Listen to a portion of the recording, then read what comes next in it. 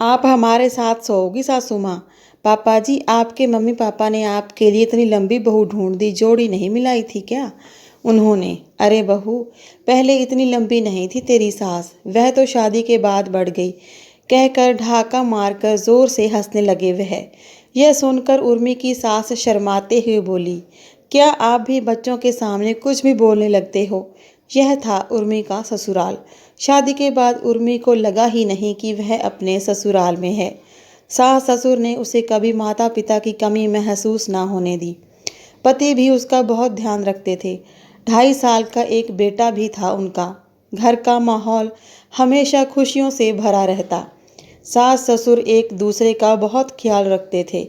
वह तो कई बार अपनी सास को छेड़ते हुए कहती भी कि देखो ना मम्मी, पापा तो आप पर इस उम्र में भी लट्टू रहते हैं, 1 मिनट के लिए भी आपको अकेला नहीं छोड़ते, तो जवानी में क्या हाल होता होगा। यह सुन उनकी सास कहती, अरे पगली, उस समय घर परिवार काम धंधे से कहाँ फुर्सत थी। पहले तो हम अपने सास ससुर के सामने घूंघट में ही रहते थे, जी भर कर देख भी नहीं पाते थे एक दूसरे को। अब थोड़ी जिम्मेदारियों का बोझ कम हुआ है तो एक दूसरे को समय दे रहे हैं। सच, जीवन का यह एक बहुत ही अच्छा पड़ाव है, लेकिन खुशियाँ कब किसकी सगी हुई हैं।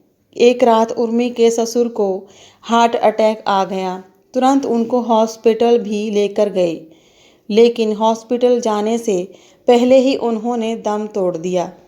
किसी को समझ ही नहीं आ रहा था कि यह क्या हो गया। सबका रो रो कर बुरा हाल था।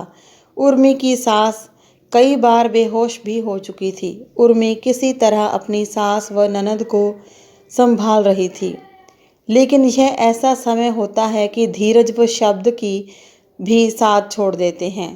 13वीं तक तो घर में रिश्तेदारों व पड़ोसियों का आना जाना लगा रहा।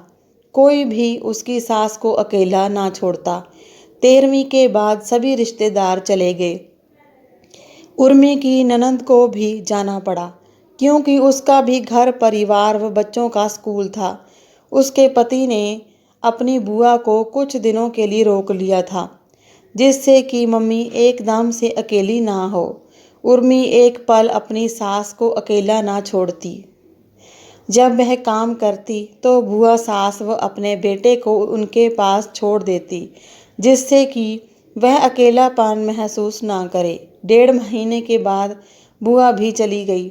उनके जाने के बाद उसके पति उसे समझाते हुए कहा, उर्मी, मम्मी को अकेले मत छोड़ना, काम चाहे बाद में कर लेना, तुम्हें पता है ना इस समय मम्मी का क्या हाल है।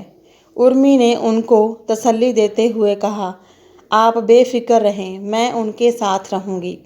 रात को खाना खाने के बाद उर्मी की सास अपने कमरे में चली गई। उर्मी व उसके पति ने कई बार उन्हें कहा भी कि मम्मी आप हमारे साथ सो जाइए, लेकिन वह बोली, बेटा तुम चिंता ना करो, मैं ठीक हूँ, तुम आराम से सो जाओ। देर रात उर्मी उठी तो उसने उनके कमरे की लाइट जली हुई देखी। दरवाज़ा खोलकर देखा तो वह अकेली बैठी हुई थी। उर्मी उनके पास जाकर बैठ गई और बोली, मम्मी जी, नींद नहीं आ रही क्या? पापा की याद आ रही है? यह सुन उनकी आंखों से आंसू निकल आए। उर्मी ने उनका हाथ पकड़ा और बोली, मम्मी जी, आप हमारे साथ हमारे कमरे में सोओगी, मैं आपको इस कदर यहाँ अकेला नहीं छोड़ सकती। यह सब सुनकर वह बोली, नहीं बहू, मैं ठीक हूँ, कुछ दिनों में इस अकेलेपन की आदत पड़ जाएगी और क्या अच्छा लगेगा मैं तेरे और विशाल के साथ कमरे में सोऊं। मम्मी, कैसी बात कर रही हो आप? हम आपके बच्चे हैं। वह यह समय ऐसी बातें सोचने का नहीं है। क्या आपको लगता है कि आप यहाँ परेशान रहोगे और हम वहाँ चैन से सो जाएंगे? नहीं मम्मी, आपको हमारे साथ चलना ही होगा। बच्चों जैसी जिद मत कर बहू। मम्मी, उर्मी सही जिद कर रही है और हम सब के बीच आप अकेले रहो तो फिर हमारे होने का क्या मतलब। उठो, अब हम आपकी एक नहीं सुनेंगे। यह कह दोनों उन्हें अपने साथ ले गए। उर्मी छोटे चिंटू को ज़्यादा समय अपनी सास के पास छोड़ देती। चिंटू अपनी दादी के साथ खूब खेल कूद करता। रात में वह उसे कहानियाँ सुनाती। अब वह कहानी सुनते सुनते उनके पास ही सोने लगा। कुछ ही दिनों बाद उसे अपनी दादी के साथ सोने की आदत पड़ गई। किसी की कमी तो कोई पूरी नहीं कर सकता, लेकिन परिवार के सहयोग से एक बुजुर्ग का अकेलापन ज़रूर दूर हो सकता है, जैसे उर्मी व विशाल ने किया। उनके सहयोग व अपनेपन के कारण उर्मी की सास इस दुख से धीरे धीरे उबरने लगी थी और अब उनके अपने पोते के साथ अपने कमरे में सोने लगी। आज की कहानी अच्छी लगी हो तो वीडियो को लाइक और शेयर ज़रूर करें। चैनल को सब्सक्राइब करना ना भूलें। धन्यवाद।